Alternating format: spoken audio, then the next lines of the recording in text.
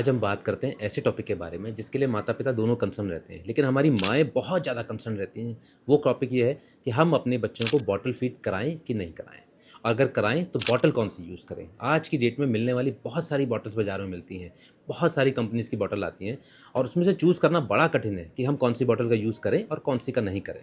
तो नमस्कार फ्रेंड्स, मैं doctor Ajay Vajpayee, royal children hospital Kanpur से आप सबके बच्चों का दोस्त, आप सबके बच्चों का पीडियाट्रिशियन और आप सबके बच्चों का लाइफ कोच। देखिए, जनरली आप किसी भी डॉक्टर के पास दिखाने जाते हैं, चाहे वो कितना भी बड़ा से बड़ा डॉक्टर हो या छोटे से छोटा डॉक्टर, वो हमेशा आपके बच्चे के लिए बॉटल फीड के लिए मना करता है। और हम इसलिए मना करते हैं कि बॉटल अपने साथ लाती है बहुत सारी बीमारियाँ और बहुत सारी गंदगी।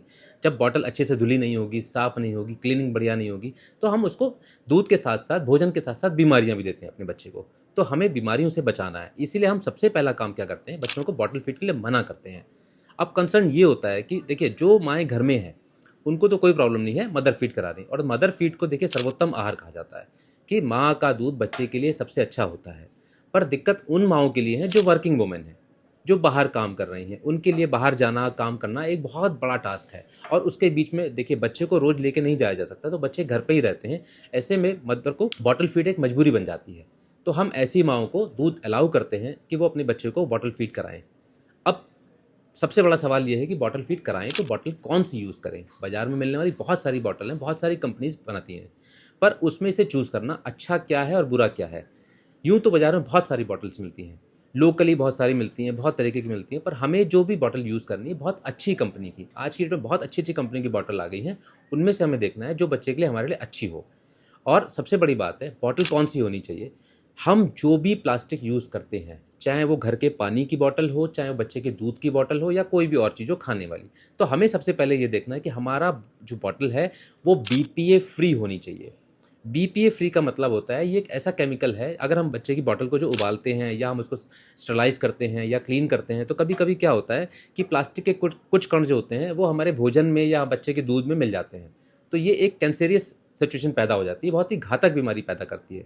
तो इससे बचने के लिए हमें बच्चों को बीपीए फ्री बॉटल का यूज़ करना है। सबसे पहली बात तो ये है। दूसरी बात क्या होता है, जब हम बच्चे को बॉटल फीड कराते हैं तो बच्चा जो होता है दूध के साथ साथ एयर भी सक कर लेता है, जिसकी वजह से उसके गैस बन जाती है और पेट में दर्द शुरू हो जाता है, बच्चा एक्सेसिव क्राइम करने लगता है। तो आज की डेट में बाज़ार में एक ऐसी बॉटल मिलती है जिसको हम एंटी कोलिक बॉटल बोलते हैं, और जितनी भी अच्छी कंपनियां हैं ये एंटी कोलिक बॉटल बनाती हैं। इसमें क्या होता है, जब बच्चा दूध पी रहा होता है तो उसमें एक वेंट लगा होता है जिससे गैस पास हो जाती है, एयर पास हो जाती है, तो बच्चे के पेट में नहीं जाती। तो ये एक बहुत अच्छा सिस्टम आया है, अगर हम एंटी कोलिक बॉटल यूज़ करते हैं तो बच्चे को कोई दिक्कत नहीं होगी। तीसरा, हमें ये देखना है कि बच्चों को देने वाली जो बॉटल है उनका निप्पल कैसा है, बहुत हार्ड तो नहीं है या बहुत सॉफ्ट तो नहीं है, बीच का यूज़ करना है ताकि बच्चे को कोई दिक्कत नहीं हो, बच्चा आराम से फीड करे। और सबसे ज़रूरी चीज़ है कि बच्चों के बॉटल की क्लीनिंग, क्लीनिंग अगर नहीं होगी तो सारी चीज़ें बेकार हैं। तो इसके दो ही प्रोसेस हैं। एक बड़ा पुराना प्रोसेस है कि जब हम बच्चे की बॉटल को गर्म पानी में डाल के उबालते हैं, तो अगर हम 5 से 7 मिनट या 10 मिनट बच्चे की बॉटल को उबाल रहे हैं तो फिर गंदगी नहीं रहती। दूसरा, देखिए, अगर मुझसे पर्सनली कोई पूछता है कि बच्चे की बॉटल यूज़ करें कि नहीं करें, तो मैं उनको एक ही सलाह देता हूँ कि अगर आप अपने बच्चे की बॉटल के साथ साथ स्टरलाइज़र ले रहे हैं, खरीद रहे हैं, तब तो बॉटल यूज़ करिए, नहीं तो नहीं करिए। देखिए, ये एक स्टरलाइज़र बाज़ार में एक मशीन मिलती है या एक एपरेटस मिलता है जिसमें हम बच्चों की बॉटल को डाल देते हैं, स्टरलाइज़ कर देते हैं थोड़ी देर के लिए, और बच्चे की बॉटल पूरी तरह से क्लीन हो जाती है। ये 1-2 बॉटल से लेके 6 बॉटल तक का आता है और इसमें आराम से बच्चों की बॉटल क्लीन हो जाती है। दूसरा, मैं अपने सभी मदर फादर से बोलता हूँ कि अगर आप बच्चों की बॉटल यूज़ कर रहे हैं तो 1 या 2 नहीं, कम से कम 5 से 6 बॉटल लीजिए। क्यों? क्योंकि 1 या 2 बॉटल होंगी तो क्या होता है कि दिन भर आप उनको क्लीन नहीं कर सकते। अगर बच्चे को भूख लग रही तो हमने बस हल्का सा पानी में धोया और बच्चे को दूध डाल दिया।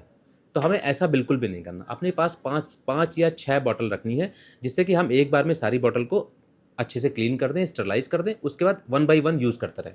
जब हमको लगा हमारी 4 या 5 बॉटल यूज़ हो गई हैं, तो एक बार हमने जाके फिर से सबको स्टरलाइज़ कर दिया और दोबारा यूज़ में ले लिया। फिर हमको देखना है कि हमारी बॉटल कितनी पुरानी हो गई है या हमको कब तक यूज़ करनी है। तो कोई भी बॉटल जो हमारी है वो हमको 5 से 6 महीने से ज़्यादा यूज़ नहीं करनी है। 6 महीने बाद हमको बदल देनी है। ऐसा नहीं कि साल डेढ़ साल हमारी एक ही बॉटल चल रही है। ये भी देखना है कि बॉटल का हमारा पानी कितना दूध उसमें आ रहा है। हमें ये देखना है कि बच्चे की हमारी फीड अब कितना ले रहा है। अगर फीड जैसे जैसे बच्चा बढ़ा रहा है तो दूध की बॉटल भी बढ़ती जाएगी। तो क्लीनिंग का बहुत ध्यान रखना है और ये देखना है कि बॉटल अगर 6 महीना या 4 महीना या 5 महीने की हो गई है या बॉटल कलर चेंज कर रही है तो हमको बॉटल चेंज कर देनी है, एक ही बॉटल का यूज़ नहीं करना है। आशा करता हूँ आप सब स्वस्थ होंगे। अगर आपको मेरा ये वीडियो अच्छा लगा हो तो इसको लाइक करिए, सब्सक्राइब करिए और उन माता पिता तक जरूर पहुँचाइए जिनको इनकी ज़रूरत है। Thank you so much.